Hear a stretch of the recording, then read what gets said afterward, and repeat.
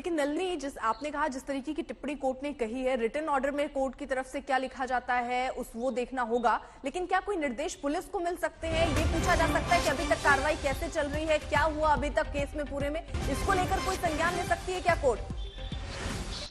जी देखिए, क्योंकि ये जो पिटिशन सुप्रीम कोर्ट के सामने थी, ये एक बहुत ही लिमिटेड एस्पेक्ट पे थी, जो नुपुर शर्मा ट्रांसफर मांग रही थी एफआईआर का। तो ऐसा हो सकता है कि जांच एजेंसीज को कोई डायरेक्शंस ना इशू करे जाए स्पेसिफिकली, लेकिन सुप्रीम कोर्ट ये जरूर बोल सकता है अपने ऑर्डर में कि इस पूरे मामले की जांच जल्द से जल्द करी जाए। लेकिन अब क्योंकि ये जांच का इश्यू ही एक कोर्ट के सामने मुद्दा बन गया है, क्योंकि अगर नुपुर शर्मा जाके हाई कोर्ट का दरवाजा खटखटाती हैं और बोलती हैं कि इस इन्वेस्टिगेशन को दिल्ली ट्रांसफर करा जाए, तो फिर ये हाई कोर्ट के डिसाइड करने की बात बन जाती है कि क्या ये एफआईआर दिल्ली ट्रांसफर होगी या नहीं। और ये एक हाई कोर्ट में नहीं है, उन्हें बहुत सारे हाई कोर्ट अप्रोच करना पड़ेगा, अलग अलग स्टेट के, जिस भी स्टेट में उनकी अगेंस्ट एफआईआर हुई है, ये बोलते हुए कि अब इस एफआईआर को दिल्ली ट्रांसफर कर दिया जाए। तो ये मेन मुद्दा होगा अब इस पूरे लीगल बैटल में नुपुर शर्मा के लिए।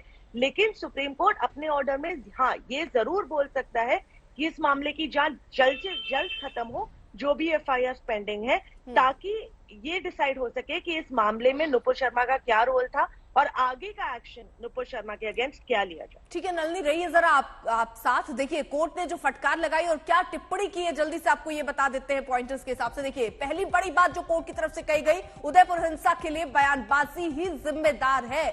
नुपुर की टिप्पणी भावनाएं भड़काने वाली है, ये टिप्पणी भी कोर्ट की तरफ से आज कही गई नुपुर को लेकर। नुपुर टीवी पर ही जाए और देश से वहीं पर माफी मांगे, क्योंकि नेशनल टीवी पर ही बैठकर उन्होंने ऐसा बयान दिया था। नुपुर ने माफी मांगने में भी देर की है, हालांकि सोशल मीडिया के जरिए उन्होंने माफी मांगी, लेकिन कोर्ट का कहना है जहां ये टिप्पणी की वहीं जाइए माफी मांगिए। देश में जो कुछ हो रहा है उसके लिए नुपुर ही जिम्मेदार है। आज जो परिस्थितियां बनी है, सीधे तौर पर कोर्ट ने कहा इसके लिए नुपुर ही जिम्मेदार। नुपुर की टिप्पणी ने देश भर में आग लगा दी है, ये कोर्ट की तरफ से टिप्पणी की गई है। नुपुर की सुरक्षा को खतरा नहीं, खुद नुपुर खतरा है।